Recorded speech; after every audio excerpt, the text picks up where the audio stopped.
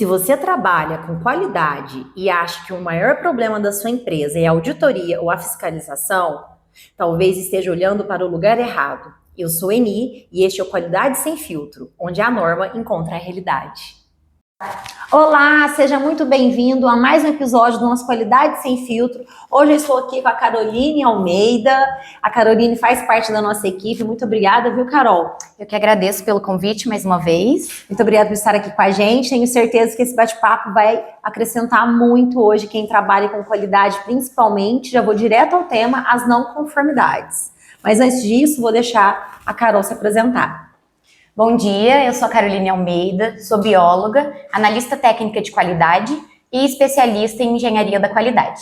Nossa, então, vocês já viram, né? Hoje a conversa vai ser de peso, porque a Carol vai trazer a experiência dela com a gente, ela vai compartilhar e vamos falar exatamente. Carol, quando a gente fala em não conformidade, às vezes as pessoas vão entender melhor como uma punição, eu não sei, algo que está errado, uma não conformidade numa empresa, do que exatamente, Carol, a gente está falando?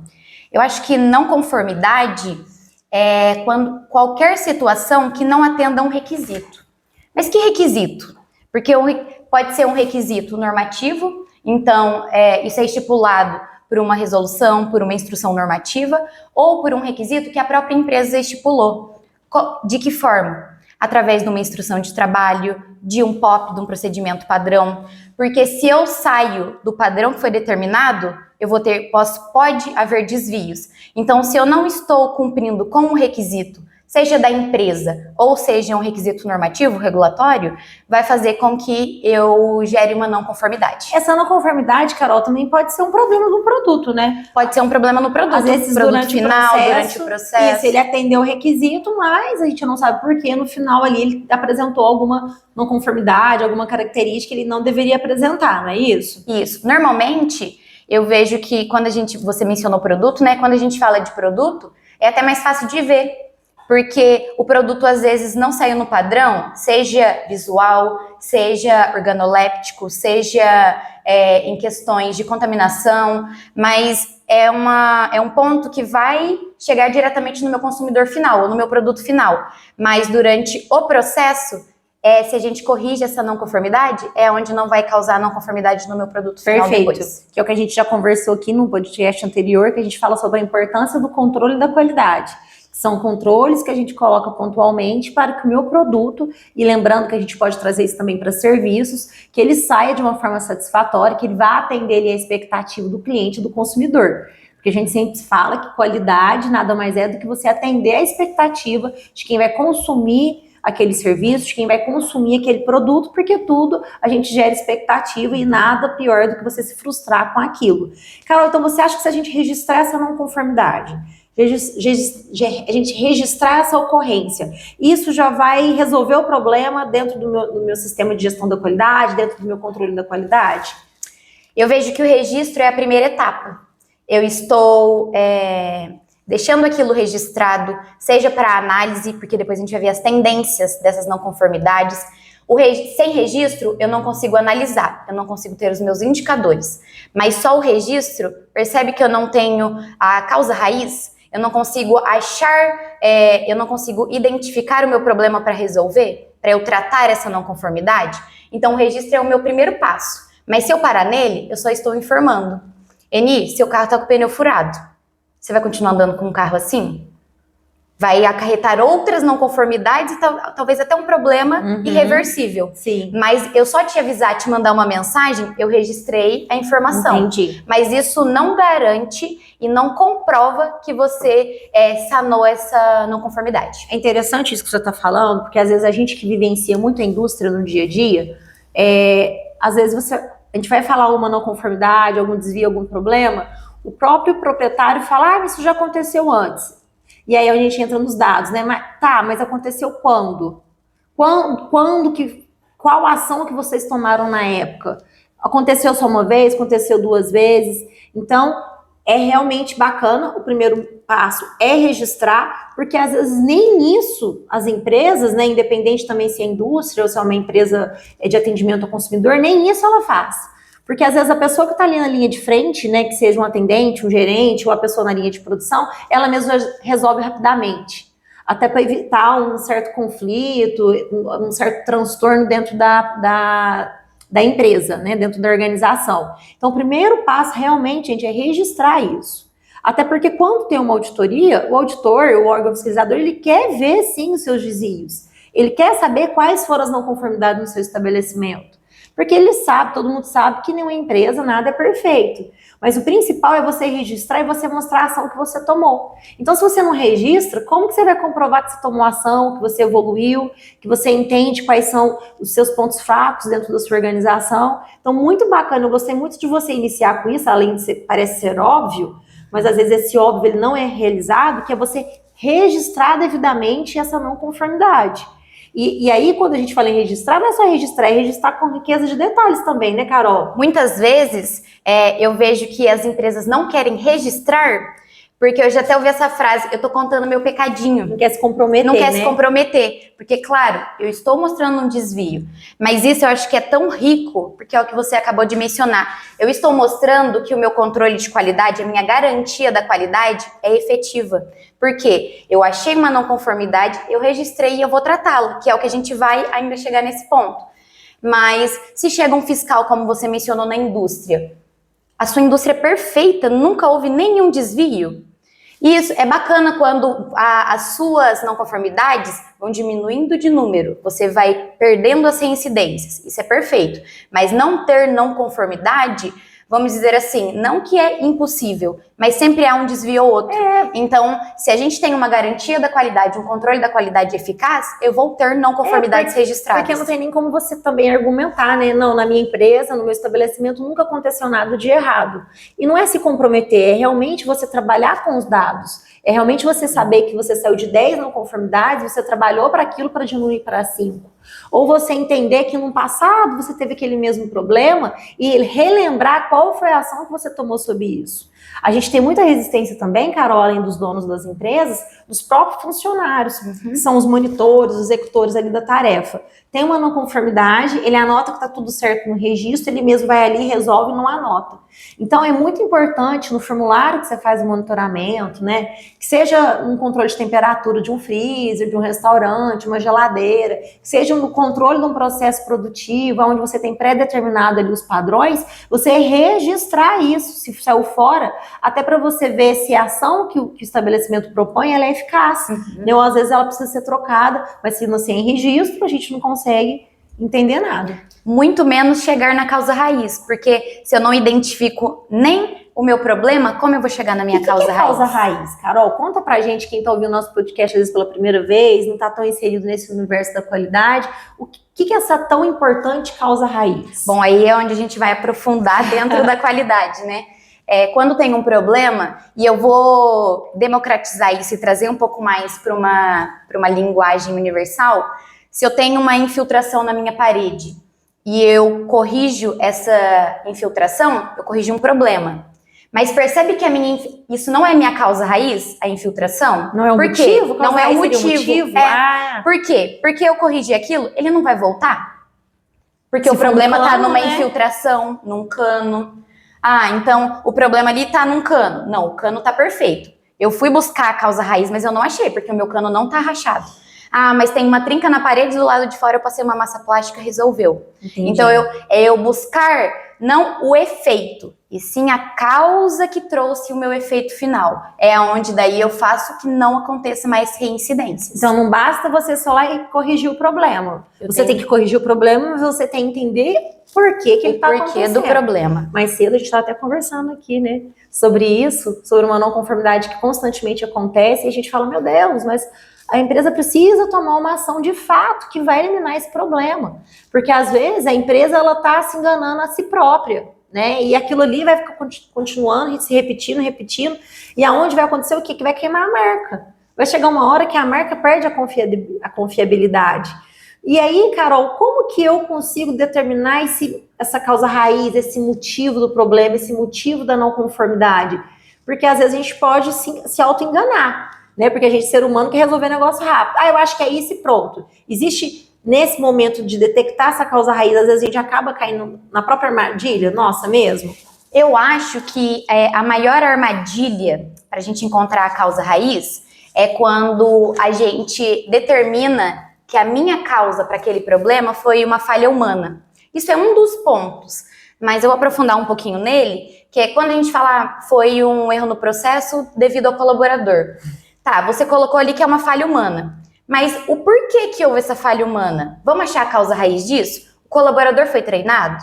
O colaborador entende o propósito do porquê ele está fazendo aquilo e o que aquilo vai gerar no meu produto final ou no meu processo?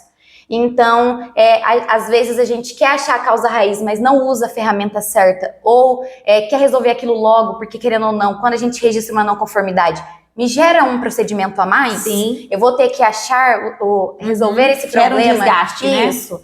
Então, eu acho que a maior armadilha é colocar como se fosse um erro do colaborador, um erro humano. Porque isso, a gente tem que entender o porquê. Tá, ele errou, mas eu treinei ele certinho? Então, ele tem um líder que está acompanhando, a garantia da qualidade está sendo efetiva? Porque se esse erro, ele foi se prolongando, ele foi se alastrando, não é o problema de uma pessoa, e sim de um sistema que deve estar com alguma, que está com alguma falha que não encontrou a causa raiz para solucioná-lo. Então, Carol, é aquilo que a gente vem falando, né? Às vezes eu quero resolver logo o problema, e sempre aquela velha piadinha, né? A culpa é do estagiário. A culpa é do fulano. É muito mais fácil a gente culpar as pessoas. Você falando me fez lembrar de quando eu fui auditada e eu fazendo um plano de ação, a grande maioria das não conformidades eu colocava assim, treinamento dos colaboradores, porque a minha justificativa é que aquilo lá só aconteceu porque os colaboradores não estavam bem capacitados. A auditora virou pra minha cara e falou assim, você acha que eu vou acreditar nessa historinha? Porque é muito mais fácil eu colocar o erro de quem estava ali do que eu tentar ter uma visão panorâmica, né, olhar o processo como um todo, não só pontualmente no problema, mas eu entender como funciona o todo e contextualizar aquela não conformidade, não olhar ela de uma forma isolada. E aí é onde a gente entra com as ferramentas da qualidade, né, Carol? Que eu falo, gente, tem gente que não conhece, eu falo, é para facilitar a vida, é por isso que o nome é ferramenta da qualidade. Fala um pouquinho mais sobre essas ferramentas que nos ajudam realmente, de fato, a descobrir a causa raiz para que a gente possa resolver de forma efetiva essas não conformidades, Carol? As ferramentas da qualidade é um paralelo, um universo à parte, a gente pode fazer só um podcast sobre isso só depois? Sobre ferramentas da qualidade. Combinado, eu vou cobrar, hein? Pode cobrar. Mas pegando só a parte de não conformidades, eu vejo que a minha favorita é Ishikawa. Porque ela é onde vai pegar os 6 M's, né? Vamos dizer assim. E aí, para quem não conhece, é Ishikawa, 6 M's, e também é conhecido como espinha de peixe. A espinha de peixe. Isso. Eu acho que ela, eu ia mencionar, como mencionei, né? Ishikawa, 5 porquês e um brainstorm bem estruturado. Mas quando eu tava pensando, falei, mas um brainstorm bem estruturado é o Ishikawa. Porque eu vou ter que ter uma equipe multidisciplinar, porque eu tenho que ver em relação ao meu ambiente, ao meu produto, ao meu processo, meu maquinário. Então, quando a gente vê tudo isso, eu tenho que envolver todo o meu processo. Então, um brainstorm bem estruturado com o Ishikawa, eu garanto para você que você chega na sua causa raiz. Brainstorm, claro que eu não sou tão fera igual a Carol ainda no inglês, mas é uma tempestade de ideias, chuva de ideias. É você chamar todo mundo, né? Não chama só o operador, não chama só o atendente, chama pessoas, pontos-chave ali e conta sobre essa não conformidade, conta sobre esse problema e fala, o que você acha que pode ser? Escute as pessoas ao seu redor. Né? Geralmente, não posso falar de forma genérica, com tanta propriedade assim, mas pelo menos o que eu costumo ver, que as não conformidades, os problemas, eles ficam só no setor da qualidade, de forma isolada. A indústria em si, às vezes nem até o setor que aconteceu fica sabendo do problema. Então, envolva as pessoas-chave. Lógico que você não vai ficar contando isso para o porteiro, para a cozinheira, né? Mas as pessoas que estão ali dentro daquele processo, dentro daquele fluxo produtivo, conte o que aconteceu, reúna o pessoal e fala, qual que é a sua opinião sobre isso? Porque às vezes a empresa até vai investir, vai gastar em trazer um técnico especializado, talvez até o próprio operador da máquina sabe qual é a solução. Mas ele nunca foi questionado, ele nunca foi perguntado, ele nunca teve essa abertura de expor sua opinião ou de participar dentro desse processo. Então eu acho fantástico realmente o brainstorm, que é essa tempestade de ideias, junto com o 6M, que inclusive eu também aprendi com essa mesma fiscal. Ela falou, vem cá, deixa eu ensinar. Pegou um caderno, desenhou para mim, e depois a gente vai falar, eu acho que é muito válido a gente falar sobre as ferramentas da qualidade, até para quem não conhece essas ferramentas da qualidade, você pode usar no seu dia a dia. às vezes até você agir com uma forma racional para os seus problemas pessoais, ao que você está enfrentando aí, usa a ferramenta da qualidade que você vai achar a causa raiz. Ela traz a solução para você. E às vezes é a gente mesmo, tá? Então cuidado que você vai usar, que às vezes você vai achar num problema, na solução aí que você não vai querer. E aí eu identifiquei essa causa, Carol, quais são as ações que eu tenho que utilizar, o que eu tenho que fazer depois que eu identifiquei? Então vamos lá, registrei o problema, identifiquei a causa através de uma ferramenta da qualidade. Agora parece ser óbvio, né? Qual é a ação que a gente tem que tomar, Carol? Existem, eu vou mencionar alguns tipos de ações. E a gente vai usar todas elas, mas tudo tem um porquê. A gente pode separar isso como correção, ação corretiva, ação preventiva e oportunidade de melhoria, que vai entrar na nossa tão famosa melhoria contínua. Nossa, peraí. Correção... Qual que você falou a outra? Correção, ação corretiva. Gente, mas vem cá, eu vou dar uma de boa agora. Correção e ação corretiva não é a mesma coisa, Carol? Deixa eu te explicar então, vamos lá. Similar. A correção, quando o meu problema acontece, é a minha ação imediata. Então, vamos colocar que o meu produto tá com o pH mais alto ou mais baixo que ele deveria ser, mas isso é corrigido. Então, o meu produto tá com pH alto, eu corrijo o meu produto ali, durante o processo, e segue o processo ok. A minha ação corretiva é entender por que aquele pH é onde a gente tem que encontrar a causa raiz. Quando eu achei a causa raiz, eu vou fazer a minha ação corretiva para que aquilo não ocorra de forma reincidente. Então, para que o pH não altere, é a minha matéria-prima que está sendo recebida com uma qualidade que não deveria? Ou a minha higienização que está alterando o meu produto? Então, a correção é imediata. A ação corretiva é uma ação que não vai trazer reincidências para aquele meu produto. Quando eu falo de reincidências, é onde eu já puxo a minha ação preventiva. Então, eu sei qual que é a minha causa raiz, eu posso agir para que ela não aconteça novamente. Então, se eu tenho muito problema de contaminação em determinada linha, eu vou trazer ações preventivas para que aquilo não seja reincidente e não aconteça novamente. Então, a ação preventiva ela é a mesma coisa da ação corretiva?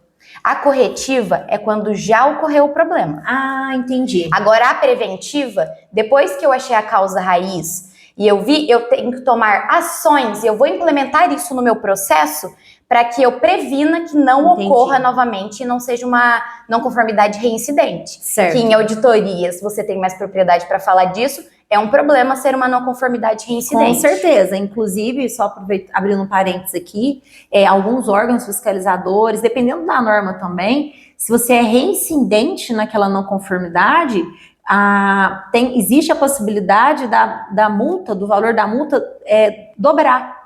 Então, isso é respaldado em legislação.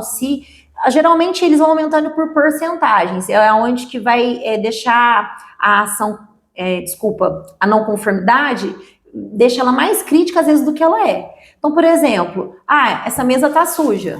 É uma não conformidade. De novo, eu voltei, a mesa tá suja. Mas peraí, não é uma não conformidade crítica, mas ela vai se tornar crítica à medida que ela está sendo reincidente. Então esse olhar crítico, ele chega até interditar o estabelecimento, bem como também aumentar o valor dessa multa, né? Então, realmente é resolver de fato, inclusive, como a gente disse no início, além de você respaldar a marca, para você evitar problemas também, né? Tanto de interditar, quanto também de questão financeira, sabe, Carol? Então, Carol, o rito é correção, ação corretiva, ação preventiva. E eu sempre vou voltar, mas como eu acho que tudo na não conformidade volta para a causa raiz, se eu entendi de onde vem todo o meu problema, eu entendo o meu processo. E quando eu entendo o meu processo, é onde eu consigo, através de um brainstorming, através de eu entender a rotina no chão de fábrica, por exemplo, é onde eu consigo trazer oportunidades de melhoria.